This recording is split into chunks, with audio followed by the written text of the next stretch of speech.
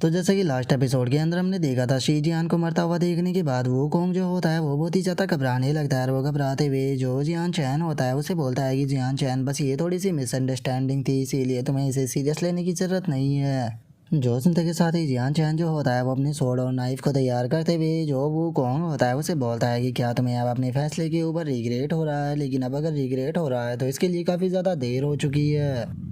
और इतना बोलते के साथ ही जो जियान चैन होता है वो अपनी स्वॉर्ड को तैयार कर लेता है और अपनी स्वॉर्ड को तैयार करते हुए उसकी तरफ अटैक करते हुए उसे बोलता है कि अब मरने के लिए तैयार हो जाओ, माफ़ी की कोई भी जगह नहीं है। और इतना बोलते के साथ ही जियान चैन जो होता है जो वो कोंग होता है सीधे उसकी तरफ शूट कर देता है, जिसे देखते के साथ ही वो कोंग जो होता है वो भी वहाँ से भागना शुरू कर देता है। और अब जैसे ही वो अपने पीछे मुड़कर देखता है तो वो बहुत ही ज़्यादा घबरा जाता है और वो घबराते हुए बोलता है कि नहीं ऐसा मत करो। और वो कोंग के इतना बोलते के साथ ही हम देखते हैं कि वो स्वॉर्ड जाकर सीधे उससे टकराती है, जिस कारण हमें वहाँ पर काफ़ी तगड़ा धमाका भी देखने के लिए मिलता है। लेकिन उस अटैक के लगने के बाद भी जो वो कोंग होता है उसे कुछ भी नहीं होता, जो देखने के बाद वो खुद भी काफ़ी ज़्यादा सरप्राइज हो जाता है और वो बोलता है कि मैं तो पूरी तरह से ठीक हूँ, क्या उस अटैक का मेरे ऊपर कोई भी असर नहीं हुआ। और इतना बोलते के साथ ही वो कोंग जो होता है वो जोर जोर से हंसने लगता है और वो हंसते हुए जियान चैन से बोलता है कि जियान चैन अब मैं सारी चीज़ों को अच्छे से समझ चुका हूँ, बस तुम थोड़े से लकी थे जो कि तुमने शी जियान को यहाँ पर मार दिया। जो सुनते के साथ ही जियान चैन जो होता है वो अपनी स्वॉर्ड को वापस से अपने पास में बुला लेता है और उसे बुलाते हुए वो कोंग से बोलता है कि तुम आखिर कहना क्या चाहते हो, मैं तुम्हारी बात को यहाँ पर समझ नहीं पा रहा।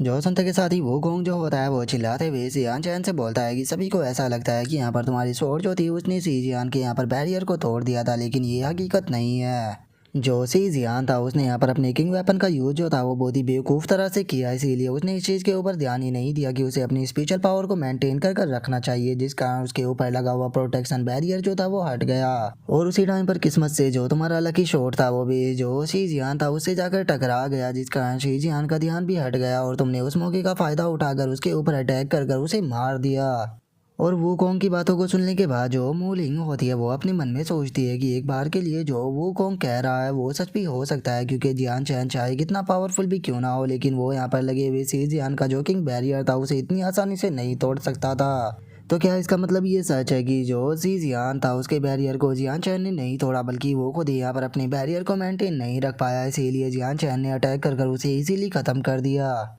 और उसके इतना सोचते के साथ ही अब जो वो कोंग होता है वो अपने स्पेयर को लेकर जियान चैन की तरफ अटैक करते हुए उसे बोलता है कि जियान चैन में सी जियान की तरह कोई बेवकूफ़ पर्सन नहीं हूँ, मैं अपना जो किंग वेपन है उसका इस्तेमाल करना बहुत ही अच्छी तरह से जानता हूँ और मुझे यकीन है कि मैं अपनी एनर्जी की बदौलत अपने किंग वेपन की मदद से बहुत ही आसानी से तुम्हें ख़त्म कर दूंगा, तो इसीलिए तैयार हो जाओ अब मरने के लिए। और इतना बोलते के साथ ही वो कोंग जो होता है वो सीधे जियान चैन के ऊपर अपनी divine dragon spare dragon out attack को करने के लिए आने लगता है। जो देखते के साथ ही जियान चैन जो होता है वो भी अपने नाइफ को फेंकते हुए अपनी स्वॉर्ड को लेकर उसकी तरफ बढ़ते हुए उसे बोलता है कि तुम भी उसी की तरह बेवकूफ़ हो। और इतना बोलते के साथ ही जियान चैन जो होता है वो अपनी स्वॉर्ड से उसके स्पेयर को रोकने लगता है। और वहीं दूसरी तरफ वो कोंग के पीछे से जो जियान चैन का नाइफ होता है वो सीधे उसकी तरफ आने लगता है, जिसके ऊपर दिए वो कोंग का ध्यान जो होता है वो भी चला जाता है, जिसके बाद अब वो कोंग जो होता है वो पहले तो जियान चैन की जो स्वॉर्ड होती है उसे पीछे की तरफ करता है और उसी के साथ में अपने लेफ्ट हैंड से अपने स्पेयर का इस्तेमाल करते हुए जो जियान चैन का नाइफ होता है उसकी दिशा को चेंज कर देता है। जो देखते के साथ ही अब जियान चैन जो होता है वो भी अपने नाइफ को अपने पास में बुला लेता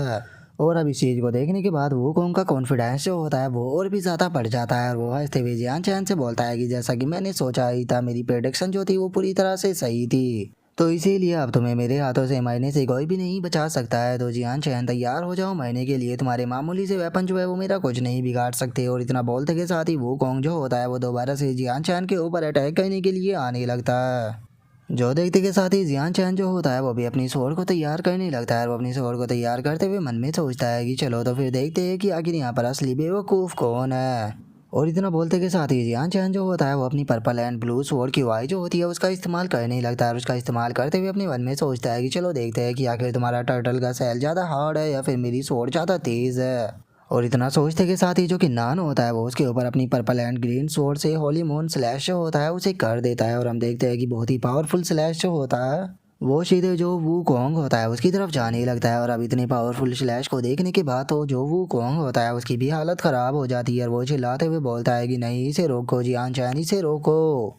और उसके इतना बोलते के साथ ही हम देखते हैं कि जियान चैन का डबल स्लैश जो होता है वो सीधे जाकर उसे टकराता है, जिस कारण हमें वहाँ पर काफ़ी तगड़ा धमाका भी देखने के लिए मिलता है।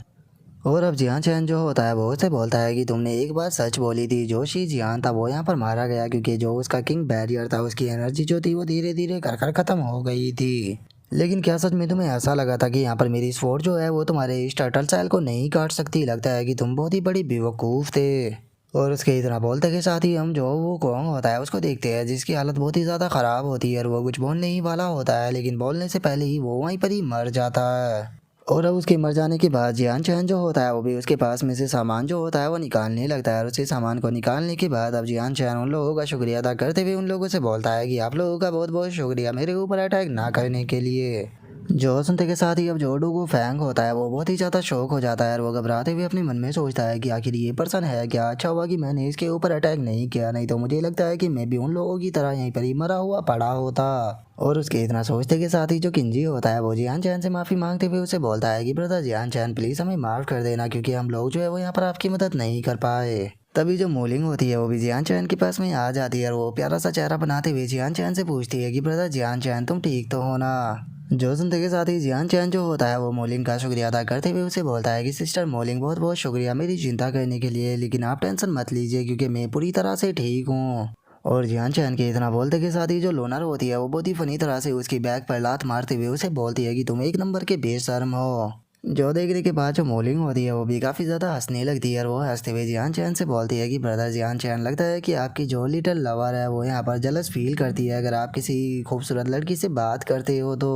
जो सुनते के साथ ही जियान चैन जो होता है वो बात को घुमाते हुए उन लोगों से बोलता है कि हम लोग जो है वो सक्सेसफुली यहाँ पर सीक्रेट रियलम के अंदर इंटर कर चुके हैं, तो इसीलिए मुझे लगता है कि हमें यहाँ पर स्पिरिचुअल केव को ढूंढना चाहिए क्योंकि वहाँ पर बहुत ही ज़्यादा स्पिरिचुअल एनर्जी होगी जिससे कि हम लोग बैठकर आराम से कल्टीवेट कर सकते हैं। जो सुनते के साथ ही किंजी जो होता है वो भी जियान चैन से बोलता है कि ब्रदर जियान चैन आपने बिल्कुल सही कहा, जो ये सीक्रेट रियलम है ये स्पिरिचुअल एनर्जी से पूरी तरह से भरा हुआ है और अभी भी इस ट्रायल को ख़त्म होने में बहुत सारा टाइम जो है वो बाकी है। इसीलिए मुझे भी यही लगता है कि हम लोगों को इस टाइम का फ़ायदा उठाकर कल्टीवेट जो है वो करना चाहिए। जो सुनते के साथ ही जो डोगो फैंक होता है वो हंसते हुए बोलता है कि अगर ऐसी बात है तो फिर हम लोग किसका इंतज़ार कर रहे हैं, जल्दी से स्पिरिचुअल केव के अंदर चलते हैं। और इतना बोलते के साथ ही हम देखते हैं कि वे सभी लोग केव के अंदर आ जाते हैं कल्टीवेट करने के लिए, और जो जियान चैन होता है वो अपनी हेवनली बैटल टेक्निक को निकाल कर उसके हिस्सों को जोड़ने लगता है। और उसके हिस्सों को जोड़ने के बाद जैसे ही जियान चैन उस टेक्निक को देखता है तो वो बहुत ही ज़्यादा खुश हो जाता है और वो खुश होते हुए अपने मन में सोचता है कि सच में ये तो हेवनली क्रिएशन टेक्निक है। और अब हमें उस हेवनली क्रिएशन टेक्निक के बारे में बताया जाता है कि जो पर्सन इसे स्किल को प्रैक्टिस करता है वो एक लिमिटेड टाइम के लिए अपनी कॉम्बैट पावर जो है वो 3 गुना से लेकर 10 गुना तक बढ़ा सकता है। लेकिन इसके कुछ साइड इफ़ेक्ट भी है। जब हम इस टेक्निक का यूज करते हैं अपनी कॉम्बैट स्ट्रेंथ को 3 गुना से लेकर 10 गुना तक बढ़ाने में, तो उस टाइम पर हमारी सेंट पावर जो होती है वो भी डबल यूज होती है। और हम जितनी अपनी कॉम्बैट पावर को बढ़ाते जाएंगे हमारी जो सेंट पावर होगी वो भी उतनी ही ज़्यादा यूज होती जाएगी, तो इसीलिए इसका यूज जो होता है वो बहुत ही ज़्यादा समझदारी के साथ में करना पड़ता है। और अब उस टेक्निक के बारे में पढ़ने के बाद जो जियान चैन होता है वो बहुत ही ज़्यादा खुश हो जाता है और वो खुश होते हुए अपने मन में सोचता है कि सच में ये टेक्निक तो बहुत ही ज़्यादा अमेजिंग है। और अब जियान चैन की इतना सोचते के साथ ही हमारा आज का एपिसोड जो है वो यहीं पर ही कंप्लीट हो जाता है। तो नेक्स्ट एपिसोड के अंदर देखिए कि आगे क्या होता है। अगर आप लोगों को वीडियो अच्छी लगी हो तो लाइक करना, चैनल को सब्सक्राइब करना। मैं मिलता हूँ आप लोगों से नेक्स्ट एपिसोड में, तब तक के लिए बाय बाय गाइस।